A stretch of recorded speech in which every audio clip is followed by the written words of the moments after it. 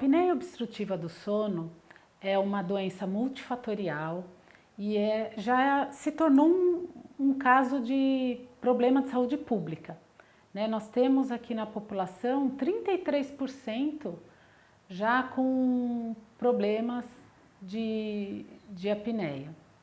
Então, o que muitas vezes as pessoas confundem é que assim, a apneia obstrutiva do sono é a obstrução da passagem do ar das vias aéreas superiores. Então, o que acontece? Ocorre uma interrupção do ar durante a sua passagem, fazendo com que o paciente ou o indivíduo tenha uma parada respiratória. Muitas vezes isso é confundido com o ronco, mas não são a mesma coisa. O ronco é o som produzido pela vibração das estruturas envolvidas, como a nasofaringe e a orofaringe.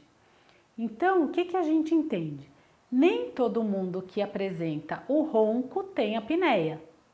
Tem que ficar claro isso, porque eu posso ter só uma vibração dessas estruturas e não ocorrer a obstrução. Agora, a apneia, não. Na apneia ocorre obstrução da passagem de ar das vias aéreas. Na verdade, até eu quero explicar um pouquinho a obesidade, porque toda essa gordura que geralmente nós temos distribuída no corpo, como gordura abdominal, gordura cervical ou na região do pescoço, nós temos essa mesma gordura na língua também. Então faz com que a musculatura aumente, né, de tamanho e acaba, na maioria das vezes, ficando flácida. Isso favorece o colabamento dessas estruturas, ocasionando aí a interrupção da passagem do ar. Então a obesidade é um fator assim importantíssimo a ser considerado. Além disso, nós temos a questão de ser do sexo masculino, então homens têm uma probabilidade maior de ter a apneia. Além disso, a hipoplasia mandíbulo-maxilar também, então quando eu tenho redução dessa estrutura, né, do mento, o que acontece? Se eu tenho ele bem para trás, ele acaba reduzindo a passagem de ar. Então isso também é um agravante, né? E é uma das principais causas aí da presença da apneia. E alguns até históricos familiares mesmo. Nós temos aí como diagnóstico, o principal diagnóstico é a polissonografia, que é um exame feito, né, pode ser feito em laboratório ou mesmo contratando em casa, mas que ele faz uma análise durante todo o sono do indivíduo. A partir dessa análise é produzido um hipnograma, que é como se fosse uma fotografia do seu sono, onde é possível analisar exatamente quais são as alterações que estão ocorrendo durante o sono. E aí nós temos como tratamento, né, um dos principais tratamentos é o uso do CPAP, que é uma máscara, né, de pressão de ar que é colocada para o paciente usar durante o sono, onde essa máscara produz um fluxo de ar constante, mantendo assim a via aérea aberta, né, fazendo com que o ar possa passar livremente. É o padrão ouro que nós temos, então é muito indicado, mas além do CPAP nós temos também o aparelho intraoral, que é indicado por ortodontistas, né, onde esse aparelho promove uma modificação da postura da mandíbula, favorecendo um aumento da passagem do ar.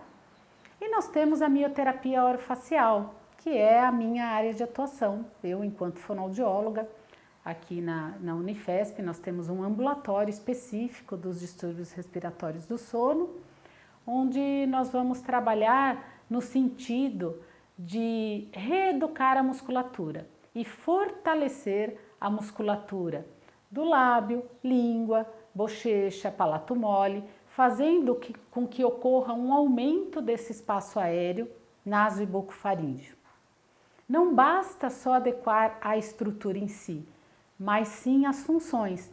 Então, como estão intimamente relacionadas com a função da respiração, da mastigação, da deglutição, da sucção e da fala, o fonoaudiólogo é o profissional habilitado para trabalhar com essas questões. Como consequência da apneia obstrutiva do sono, nós temos alguns sinais e sintomas, né, que aparecem, por exemplo, sonolência excessiva diurna, como um problema que você tem depois de uma noite mal dormida. Além disso, desatenção, mau humor é bastante comum, e baixo rendimento tanto escolar, né, no caso aí de um adolescente ou de uma criança, ou mesmo um baixo rendimento no trabalho. Como prevenção dos distúrbios respiratórios do sono, nós temos alguns cuidados a tomar, né? Nós citamos até a higiene do sono, por exemplo, que é ter hábitos saudáveis, não ficar acima do peso, se alimentar bem, sem comer comidas muito condimentadas ou muito pesadas no final da noite, porque isso vai gerar uma noite mal dormida. Evitar o uso de bebida alcoólica antes do sono, né? Dormir num quarto silencioso, né? Sem muitos estímulos visuais e principalmente telas, né? De computador ou televisão, que isso acaba atrapalhando o seu sono também. Então, tudo o que for, na verdade, for causar uma desatenção, né, ou um dano aí para o seu sono, nós devemos evitar.